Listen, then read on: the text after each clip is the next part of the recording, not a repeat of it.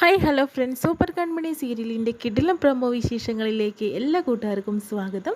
അങ്ങനെ കൃഷി രാവിലെ തന്നെ ഒരുങ്ങിയിട്ട് കൺമണിയെ കാണാൻ തന്നെ നേരിട്ട് തന്നെ അലികയിലേക്ക് വരിക കേട്ടോ ചെയ്യുന്നത്. അങ്ങനെ കൺമണി ഓഫീസിലേക്ക് എത്തുന്നുണ്ട്. അപ്പോഴത്തേനും ബാക്കിൽ പോയി നിന്നിട്ട് പറയുന്നുണ്ട്, കൃഷ്ണമണി എന്ന് വിളിക്കുന്നുണ്ട് കേട്ടോ.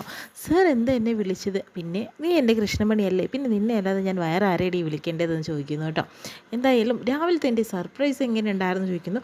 അതൊരു ഒന്നൊന്നര സർപ്രൈസ് ആയിരുന്നല്ലോ സർ, ഞാൻ ഒരിക്കലും വിശ്വസിക്കില്ല ഇങ്ങനൊരു സർപ്രൈസ് സാർ തന്നിട്ടുണ്ടായിരുന്നെന്ന്. കാരണം എന്ന് വെച്ചിട്ടുണ്ടെങ്കിൽ അത്രയും ഗംഭീരമായിരുന്നു എന്ന് പറയുന്നു. എല്ലാവരുടെ മുന്നിൽ ഞാനൊരു ഹീറോയിനായി എന്ന രീതിയിലൊക്കെ പറയുന്നു കേട്ടോ. എന്തായാലും അങ്ങനെ തന്നെയല്ലേ കൃഷ്ണമണി വേണ്ടതെന്ന് പറയുന്നു.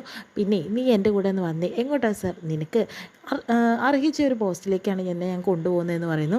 അങ്ങനെ ആ കമ്പനിയിലെ ചീഫ് ഡിസൈനറുടെ പോസ്റ്റിലേക്ക് കൺമണിയെ വീണ്ടും നിയമിക്കുകയും ആ ചെയറിൽ തന്നെ കൺമണിയെ കൊണ്ടുപോയി ഇരുത്തുന്നുണ്ട് കേട്ടോ. എനിക്ക് വിശ്വസിക്കാൻ പറ്റുന്നില്ല. നീ ഇനി ഇവിടെ ഇരുന്നാൽ മതി, ഇനി എങ്ങോട്ടും പോകണ്ട, സ്റ്റാഫിൻ്റെ ഇടയിൽ പോയിട്ട് ജോലി ചെയ്യൽ നിർത്തിയാൽ മതി, സ്റ്റാഫൊക്കെ നിന്നെ കാണാൻ ഇങ്ങോട്ട് വന്നോളും എന്നൊക്കെ പറയുന്നുണ്ട് കേട്ടോ. ഇത് ഞാനാണ് പറയുന്നത് കേട്ടോ, നിൻ്റെ ക്രിഷ് സാറാണ് പറയുന്നു. ഇങ്ങനെ ഈ കാര്യം അറിയിക്കുന്ന മാനസ ആകെ ഞെട്ടിദ്ധരിക്കുന്നുണ്ട് കേട്ടോ. എന്താണ് ജയം അറിയാതെ വേറൊരു പോസ്റ്റിലേക്ക് കൺമണിയെ നിയമിച്ചോ? അതൊന്നും പറ്റില്ലല്ലോ, ഞാൻ അവളെ പുറത്താക്കിയതാണല്ലോ, ആ സ്ഥാനത്തേക്ക് വേറൊരു ആളെ ഞാൻ നിയമിക്കാനായിട്ട് നിൽക്കുന്നുമുണ്ട്, പിന്നെ എന്തേ കാണിച്ചിരിക്കുന്നത്?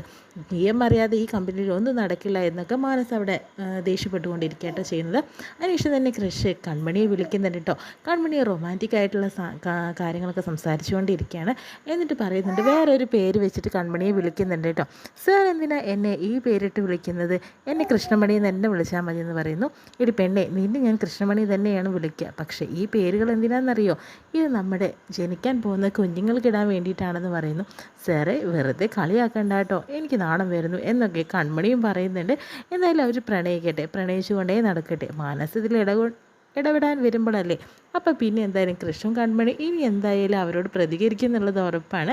അങ്ങനെ രണ്ടുപേരും നല്ല തൻ്റെ ഇടത്തോടു കൂടി തന്നെയാണ് ആ ഒരു പ്രണയം മുന്നോട്ട് കൊണ്ടുപോകാൻ തീരുമാനിച്ചിരിക്കുന്നത് കേട്ടോ.